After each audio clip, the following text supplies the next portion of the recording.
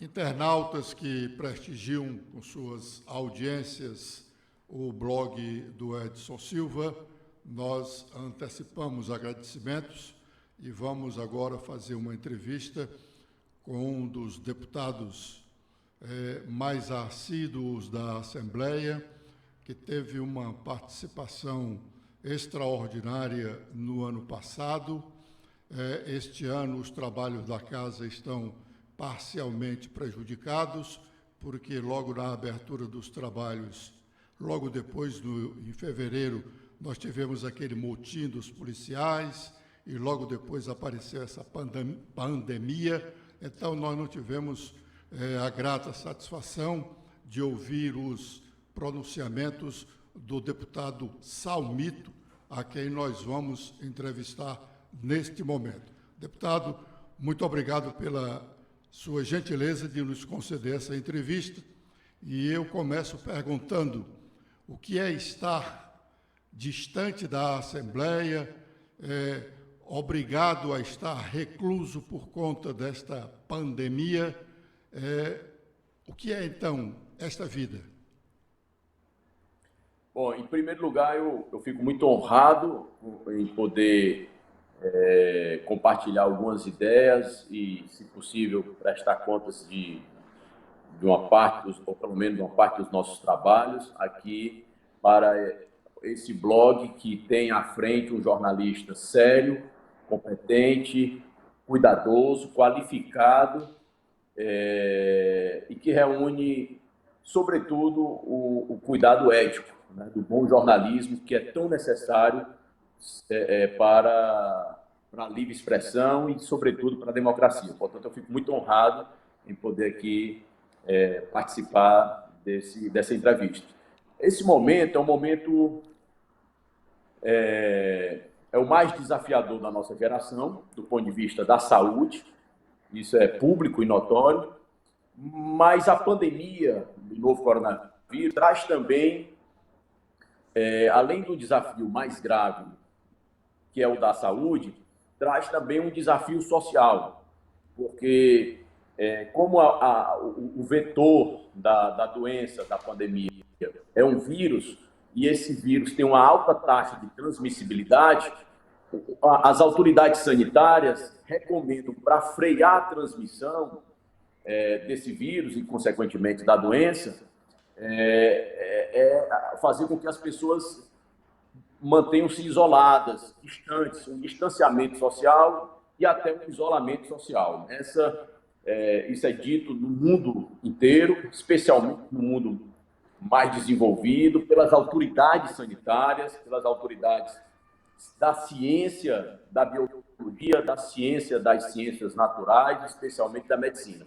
Então, isso cria uma situação que é difícil para o ser humano, porque o ser humano é um ser social, ele precisa estabelecer contatos, relações, ele precisa afetivamente, precisa profissionalmente, precisa economicamente, precisa socialmente, e esse é um dos desafios que derivam, né, do desafio principal, que é exatamente a questão da saúde, que coloca em risco a vida, como já tem tirado, lamentavelmente, no mundo, centenas de milhares de vidas, e aqui no Brasil, dezenas de milhares de vidas. Portanto, é um momento novo que nós precisamos ter toda a consciência, responsabilidade para entender esse momento, respeitando e seguindo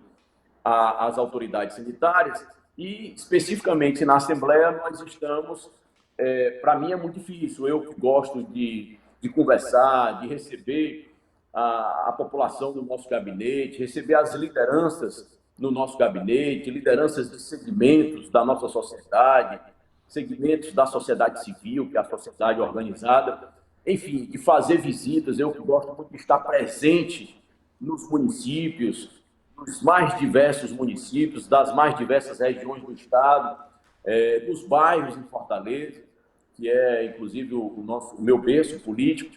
Então, de repente, parar com tudo isso é algo muito diferente, novo, entretanto necessário. Então, a tecnologia da informação, essas ferramentas, como essa, por exemplo, essas ferramentas estão permitindo que, mesmo isolado, né, no isolamento físico, mas que a gente possa estabelecer as relações sociais, né, através dessas tecnologias. Deputado, o senhor é um estudioso dos costumes da sociedade. Que sociedade nós teremos amanhã, passada essa pandemia?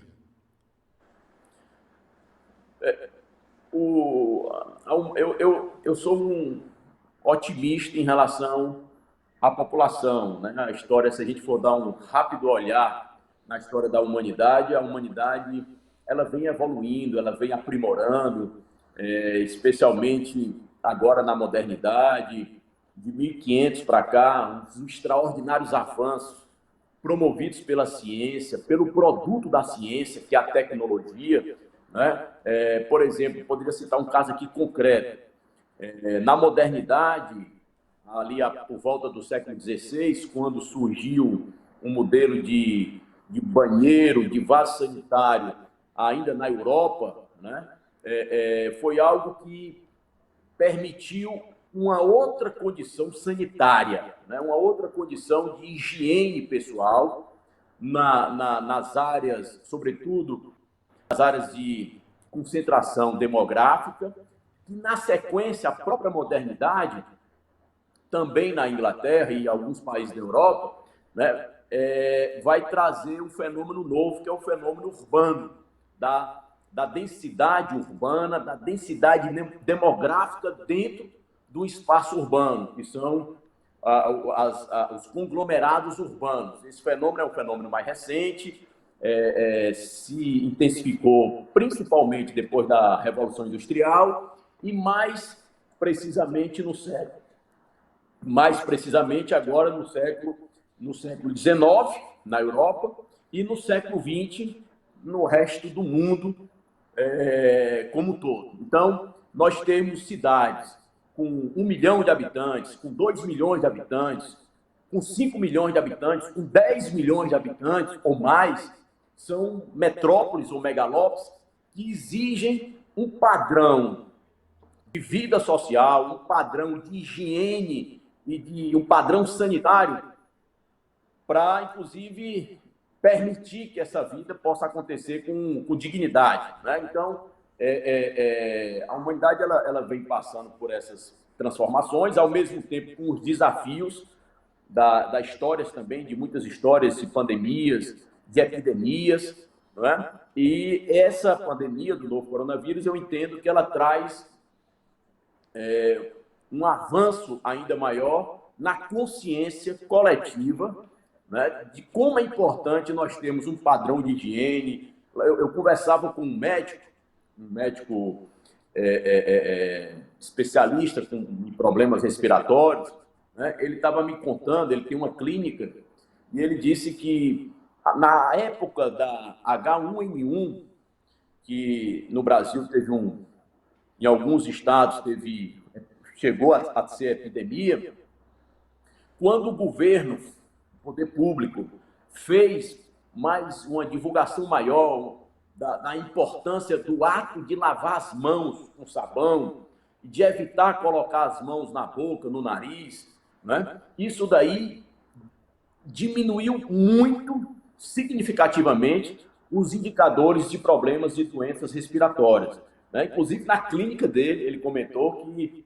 a demanda caiu muito. Então, obviamente, isso é um comentário pontual, mas é um comentário pontual que aponta para uma estatística confirmada, constatada no episódio da H1N1. Nesse, que é uma pandemia que atinge todos os continentes do planeta, e a população, a imprensa, tem um papel fundamental de comunicar o fato, de, inclusive, educar a população, ou pelo menos ajudar a conscientizar e educar a população das boas práticas de higiene, isso daí eu compreendo como uma conquista, mais uma conquista na nossa, digamos assim, no nosso crescimento civilizatório. Falando nosso, que eu falo do mundo como um todo, especialmente dos países onde a desigualdade social é maior,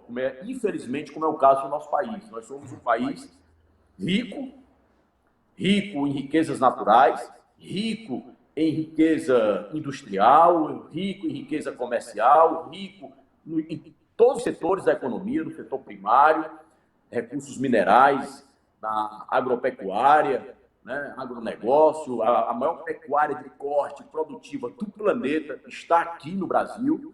Então é um país muito rico, mas é um país muito desigual.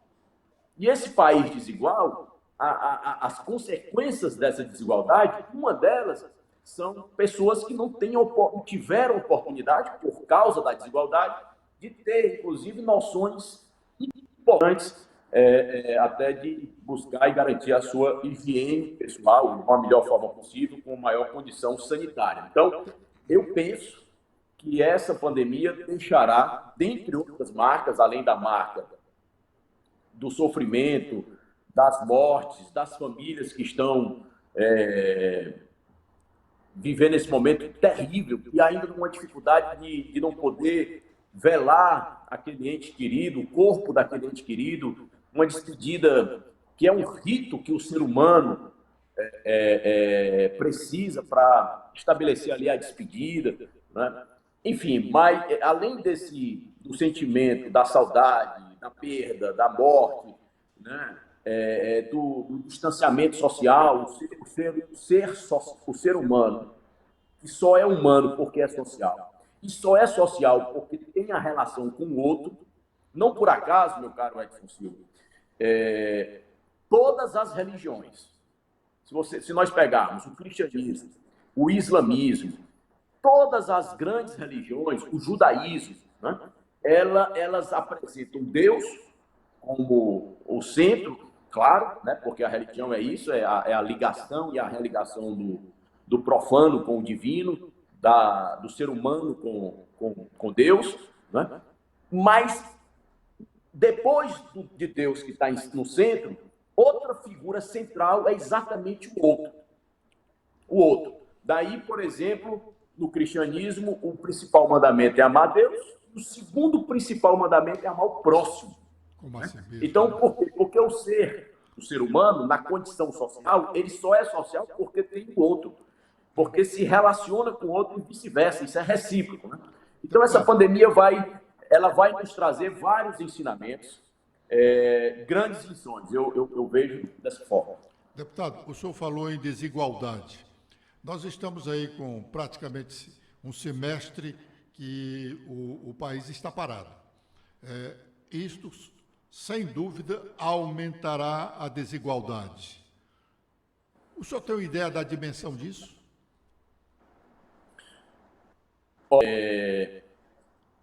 Há várias expectativas, né, de que a primeira economia, né, em primeiro lugar, na minha avaliação, né, quem gera emprego e renda é a iniciativa privada, né?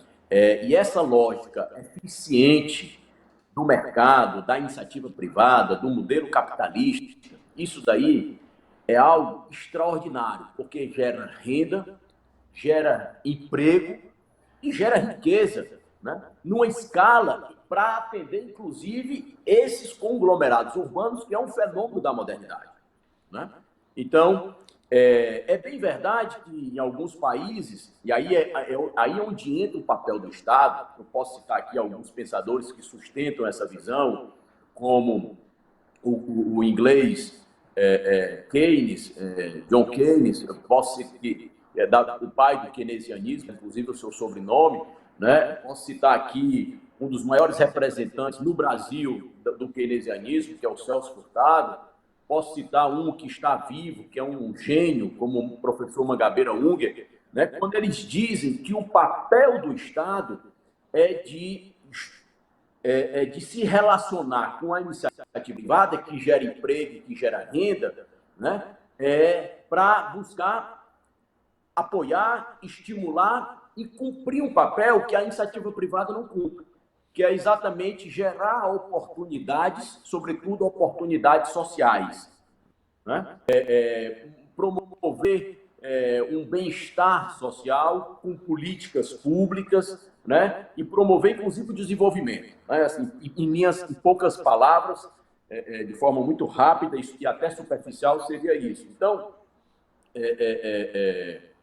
nós temos uma previsão. O Brasil, além de ser um país brutalmente desigual, é um país que, diferentemente do Ceará, né, e é quase o inverso, o Ceará não tem riquezas naturais como o Brasil tem. Começa pela água. Né? O Brasil tem uma das maiores reservas de água doce do planeta. O Ceará é um dos estados com maior escassez de água do Brasil. Né? Não tem água de superfície, não tem água de subsolo, não tem regularidade de água pluviométrica, que é a água da chuva. Enfim, pela natureza nós não temos. Nós temos água nas residências da região metropolitana de Fortaleza graças à governança pública cearense. Então, o estado do Ceará é quase o inverso do estado brasileiro. Nós temos poucos recursos naturais, né?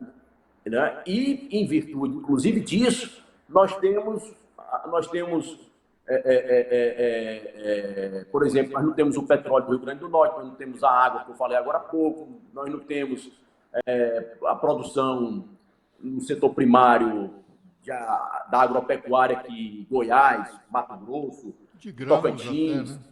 Minas Gerais, produção de grãos que até o sul do Piauí tem, por conta da estrutura da natureza que viabiliza a água, ou com regularidade da chuva, ou água de subsolo que permite aí sistemas de irrigação. Bom, então, mas em compensação, o Ceará tem governança pública de um nível diferenciado, que gera controle e cuidado no gasto público, isso se chama, os técnicos chamam de gestão fiscal, que é exatamente ter cuidado com o dinheiro público, diferentemente do Brasil. O Brasil teve, ao longo aí dos últimos 30 anos, para falar da redemocratização para cá, né, governos que não tiveram esse mesmo cuidado que os governos do Ceará tiveram.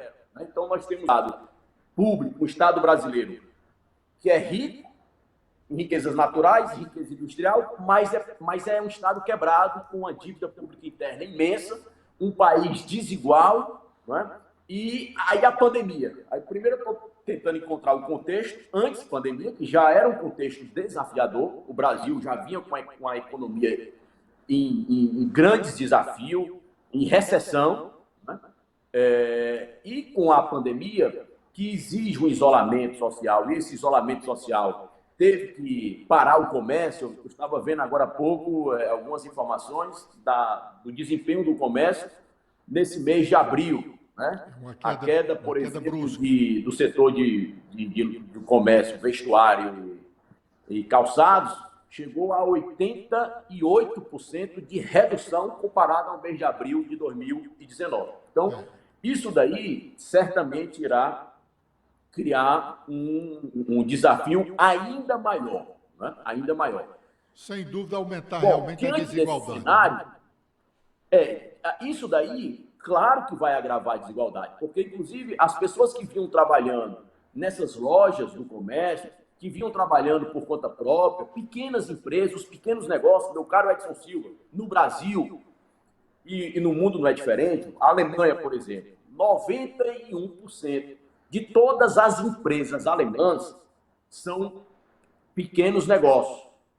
São pequenos negócios. Tem um conceito de pequeno negócio, né?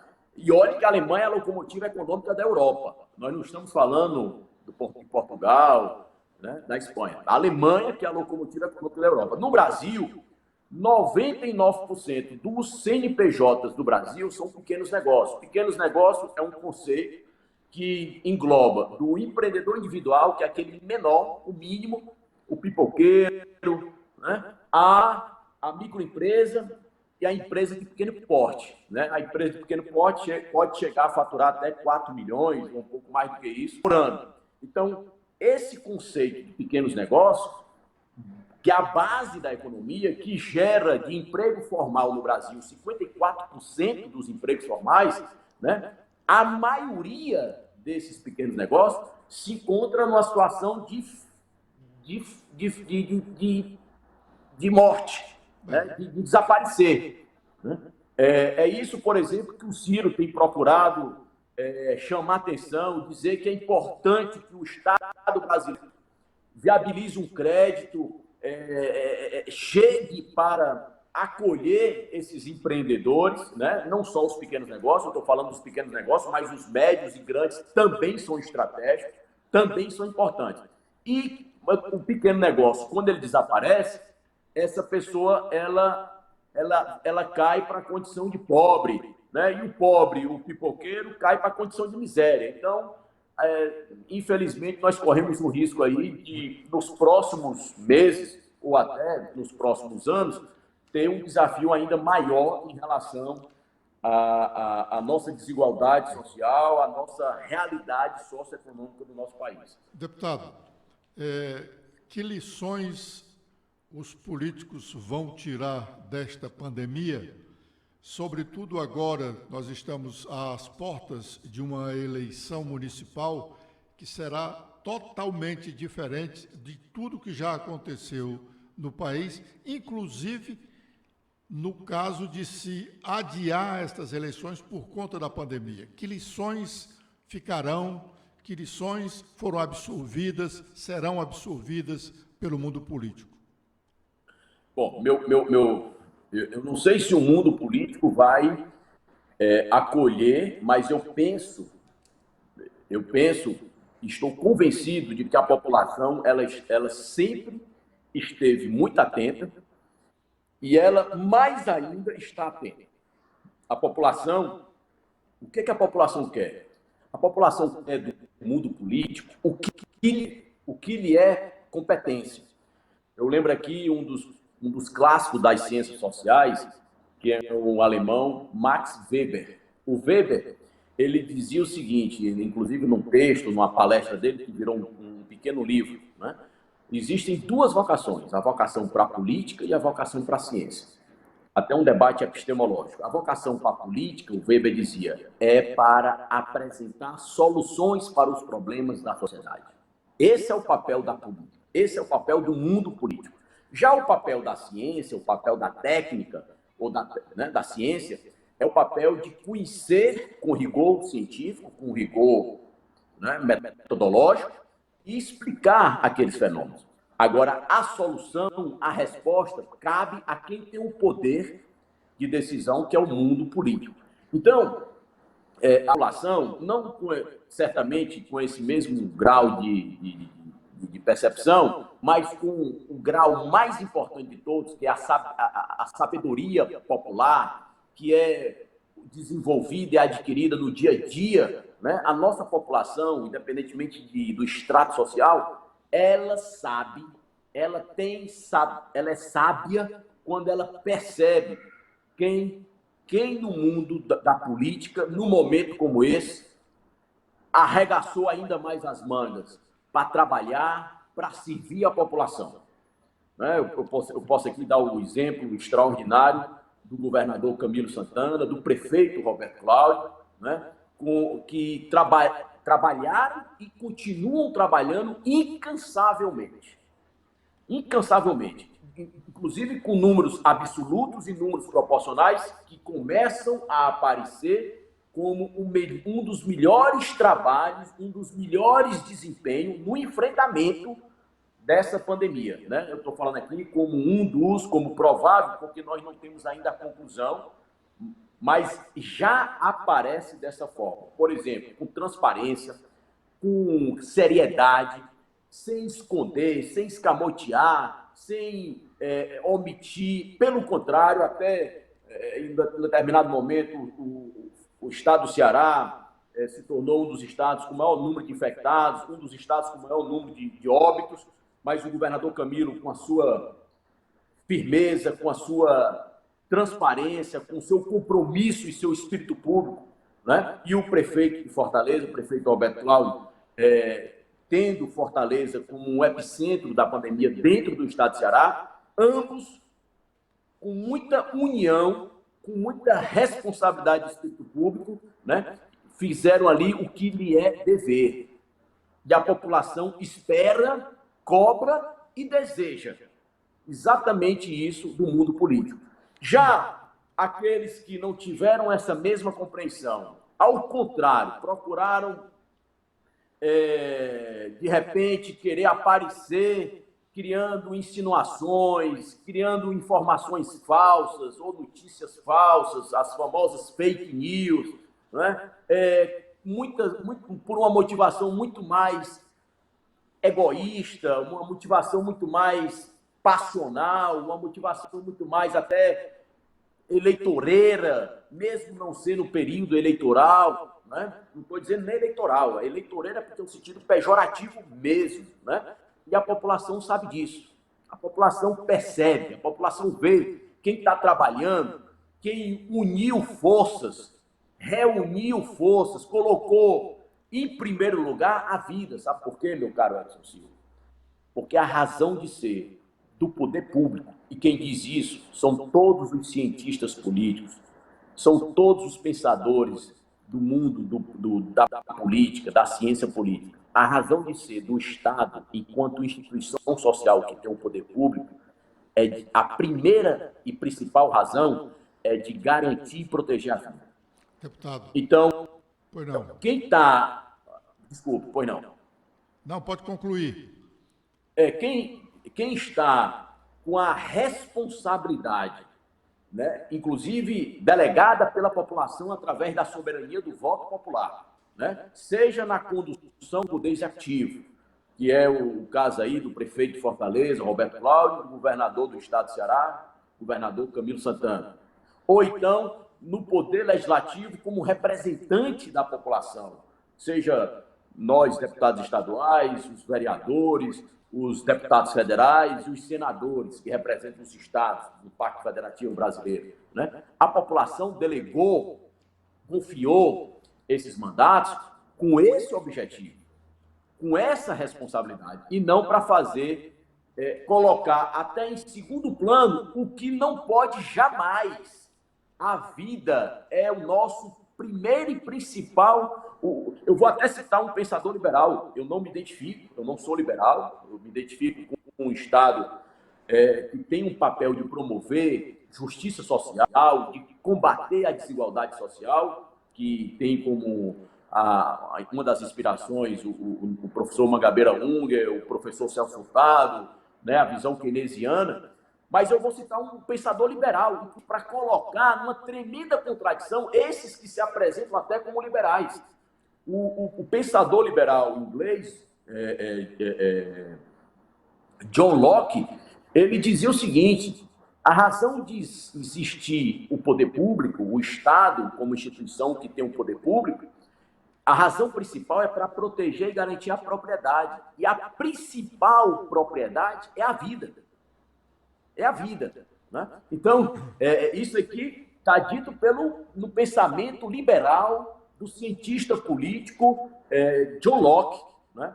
Repito, eu não sou liberal, eu entendo que o Estado tem que cumprir um papel, principalmente num país tão desigual como o nosso, numa realidade tão desigual como a nossa. E a pandemia, ela aflora isso, porque nos momentos mais desafiadores, as pessoas se revelam, ou para o bem, ou para o mal. Numa guerra, assim, o Papa João Paulo II, me permite até fazer essa citação, o Papa João Paulo II, ele ingressou na vida, fez opção pela vida sacerdotal, entrou no seminário no momento em que o seu país de origem, a Polônia, estava invadida pelos nazistas na Segunda Guerra Mundial. E o jovem Karol Wojtyla, ele se deparou com a brutalidade, com a desumanidade de uma guerra.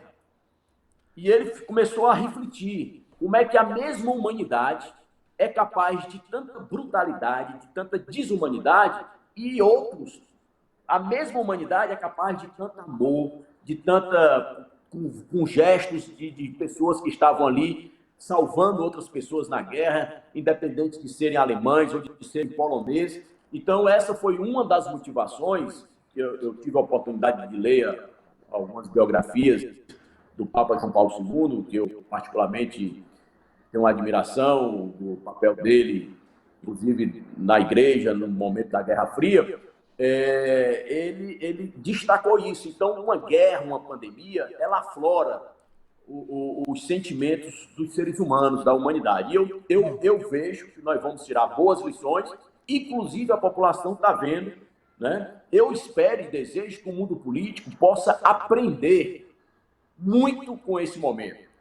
Identificar, por exemplo, em Fortaleza, né, onde morreu mais gente.